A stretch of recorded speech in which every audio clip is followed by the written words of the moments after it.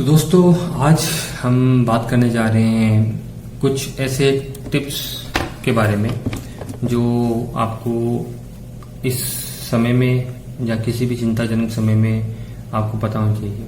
तो दोस्तों देखिए, सबसे पहले बात तो जो आपको मैं कहना चाहता हूँ कि जीवन में कभी भी आपको अगर ऐसा लगे कि आप बहुत निर्बल हो चुके हैं तो उस समय सबसे पहले चिंतन करना आवश्यक है, क्योंकि निर्बल आप शरीर से हो ना हो, परंतु अगर मन से निर्बल हो गए तो आपका शरीर अपने आप ही आपका साथ छोड़ देगा। दोस्तों देखो, मुसीबत या कोई प्रॉब्लम आपको बहुत बड़ी हो सकती है आपके लिए। प्रत्येक व्यक्ति के लिए जो प्रॉब्लम होती है वो हमेशा बड़ी ही होती है। क्यों बड़ी होती है?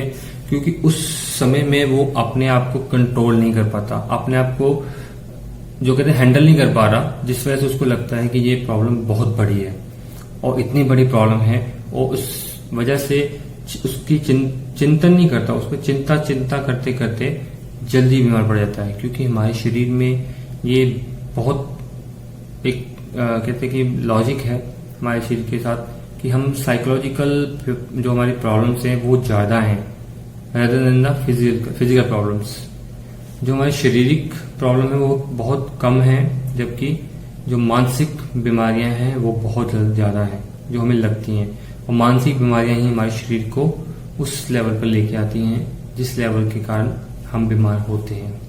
तो दोस्तों हम बात करते हैं कि प्रॉब्लम और उसका सोल्यूशन कैसे होता है। देखिए, सबसे पहले तो मैं बताऊंगा आपको कि मान लीजिए कि मैं एक गड्ढे में फंस गया और मेरे आसपास कोई भी नहीं है मुझे निकालने वाला, और मैं वहां से बैठ के चिल्लाए जाऊंगा, तो उससे क्या होगा?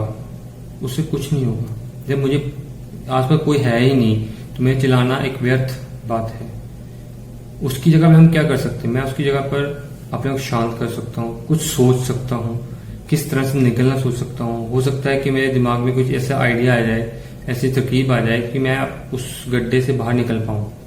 या मैं हो सकता है कि मेरे दिमाग में ऐसे याद आए कि हाँ, मैं इस तरह से कोई किसी को बुला सकता हूँ। मान लीजिए मैं किसी को मैसेज कर देता हूँ, मैं मोबाइल में मेरे पॉकेट में है, मैं फोन कर लेता हूँ।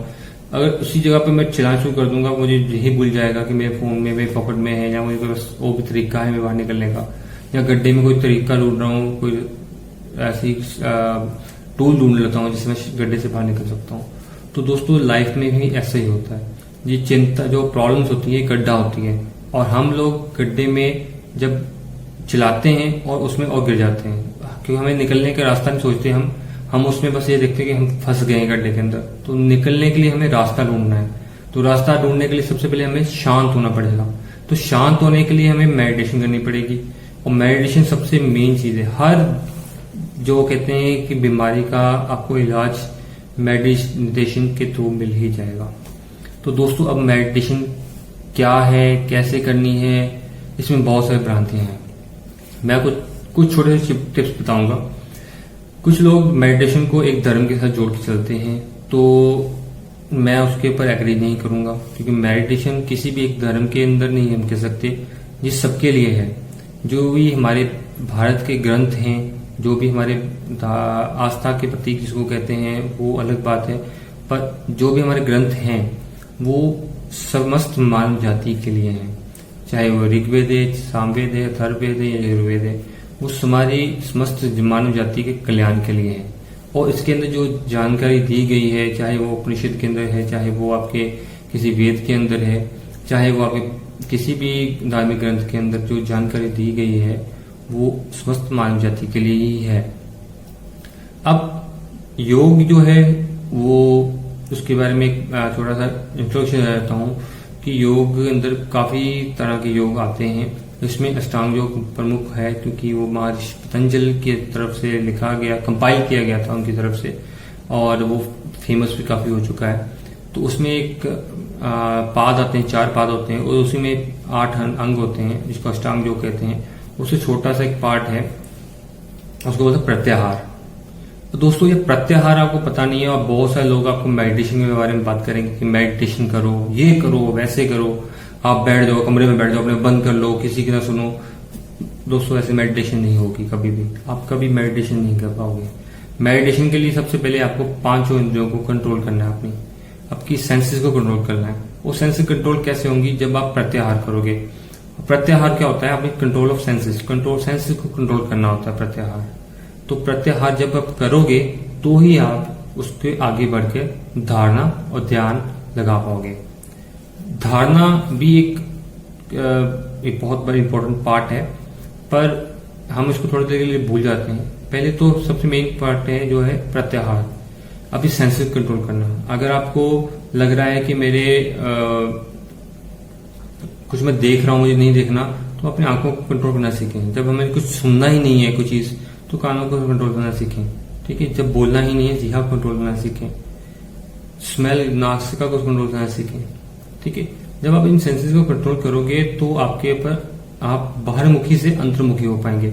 जब आप अंतर्मुखी हो पाएंगे तो ही आपका जो मन है वो आपको आपके जो अंदर एक चेतन क्रिएट करेगा, और आप उसके बारे में, उसके समस्या के सोल्यूशन है जो उसको ढूंढना आरंभ करेंगे, तो आपका दिमाग चलेगा।